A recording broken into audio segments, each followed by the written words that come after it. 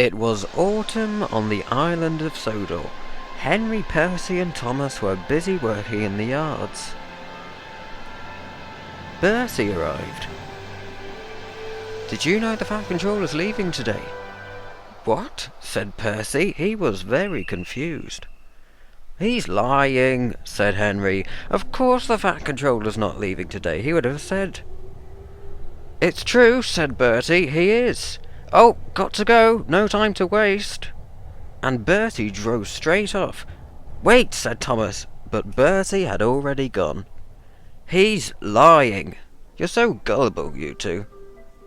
"I don't know," said Thomas. "Bertie's usually quite truthful."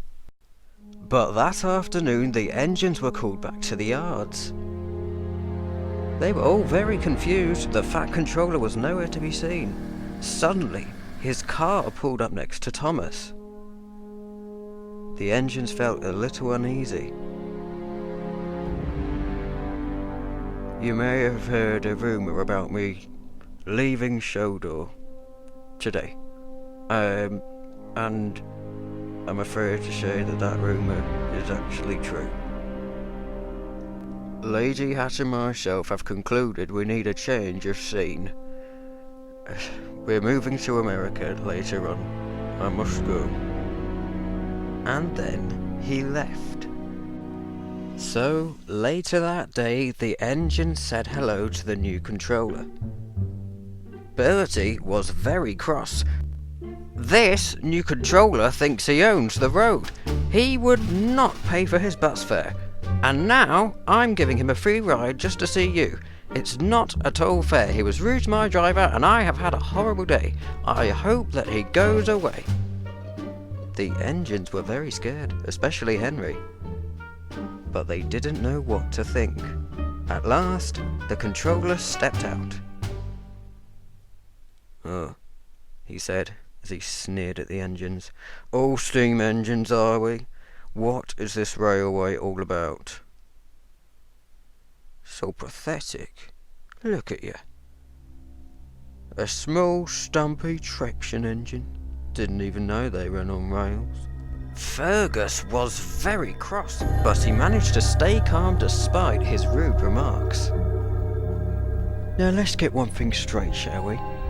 I do not tolerate accidents. I do not accept engines who have accidents. You engines are out of date. You're old. You're useless. You're too big, like you." Mudoch felt hurt. James was fuming. "He won't last 5 minutes here," said James. "No one likes him." Poor Percy was scared. "I hope I don't have an accident," he thought to himself. "Now that engine over there is a useful engine. Look, he's big."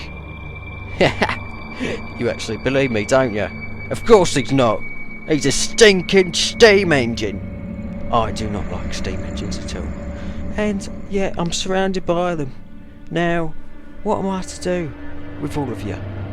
I've inherited this railway off your Fat Controller, your overweight controller.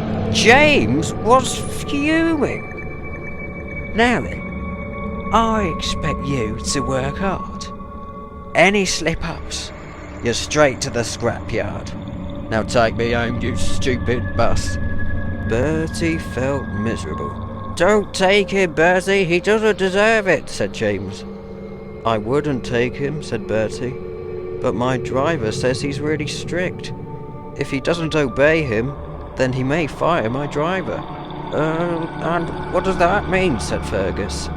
"It means," said Bertie, "that my driver will lose his job, and he won't be earning any money." "Surely there's a way," said Henry. "We must get rid of him." "I don't think there is," said Bertie. "Don't fret, Bertie, we'll wait for the passengers to complain, and he'll soon be gone," said Edward. "What a good idea," said Bertie. "Brilliant," said James. But he was still cross at the new controller.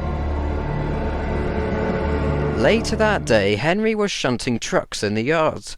He was being extra careful and bumped them slowly.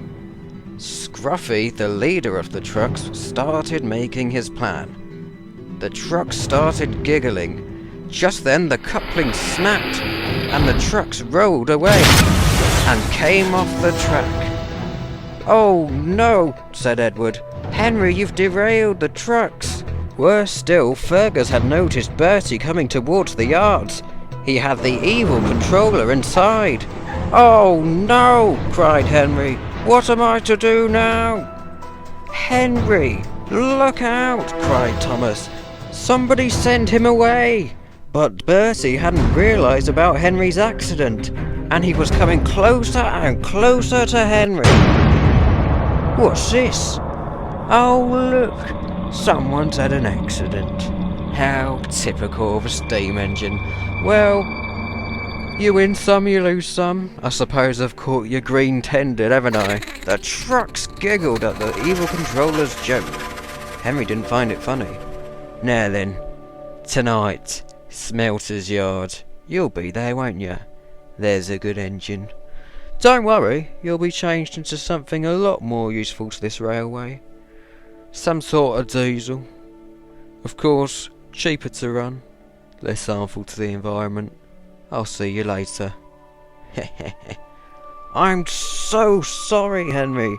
I could have stopped him." "So am I," said Edward. "I could have tried to send him away." "Oh, I'm so sorry," said Fergus. We'll try and get you out of this." "Don't worry, Henry. You won't go to the smelter's yard. We'll make sure of that." "Don't worry. Everything will be all right, Henry." We'll find a way," said Percy, but he wasn't sure how. "Don't worry. It will be all right," said Mudoch. "Come on then, boss. Take me home, you load of junk." Bertie looked at him doubtfully. Then he had a plan. "Come on then, what are you waiting for?" "I'm not letting you in," said Bertie, "because I like my friends and I'm sticking by them. Goodbye!" And he drove straight away. "Well done, Bertie," said Fergus. "That's what you deserve." But Henry had slipped off to the forest without anyone realising. The forest is where Henry loves to spend his time. "I'm gonna miss you," he said. The trees in the air, the birds in the sky, and the sound of wildlife filled him with joy for the last time. "The thing I'll miss most is being who I really am," he said to himself. Henry journeyed to his favourite parts of the forest and looked at them one last time. And from the cliff-top view, Henry could see the whole forest.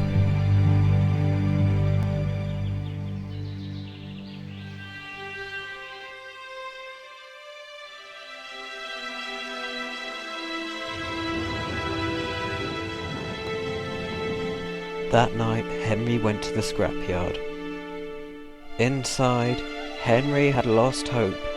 His fire was out and he stood sad and alone.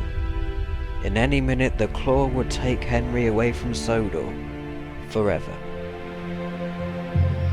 But his trusty friends of bravery and strength were planning to save Henry from his disastrous fate. Thomas eyed the wall in front of him. "There's no way in there. We'll have to think of something else," the engines thought, and suddenly they had an idea. The Fat Controller had no idea that Henry was about to be scrapped. He was about to board the aeroplane. Henry's courageous friends lined up buffer to buffer, with Thomas at the front and Gordon at the back. The long train gathered speed and powered its way forcefully towards the scrapyard walls. "Go!" said Thomas. He burst straight through the wall. "Bust my buffers!" "Well, they already are." "I may not like to bust my buffers, but for Henry I will do it any day. Now stay on guard in case the evil controller arrives." "Thomas," said Henry, "is that you?" "Yes, Henry. Thank goodness you're not scrapped yet. Now I am going to get you out of here. Right now.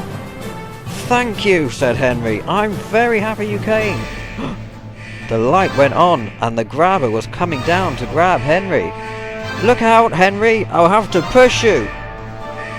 Hurry, Thomas!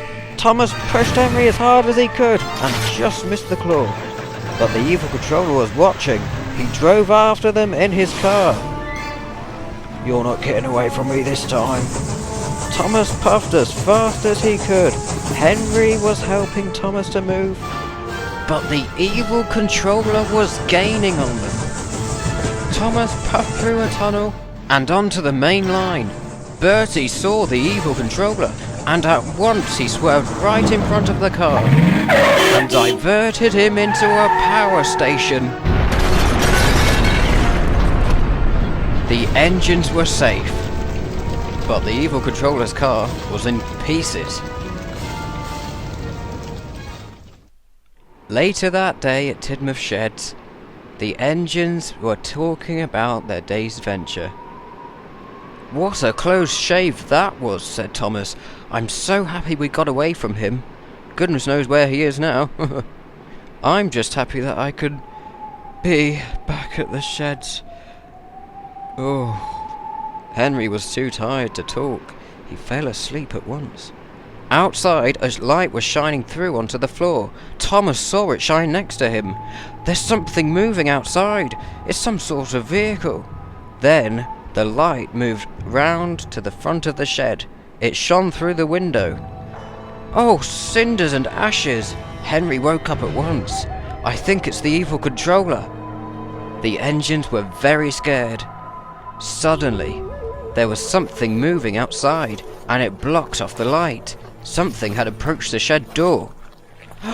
It's him! I know! It's the evil controller, said Henry.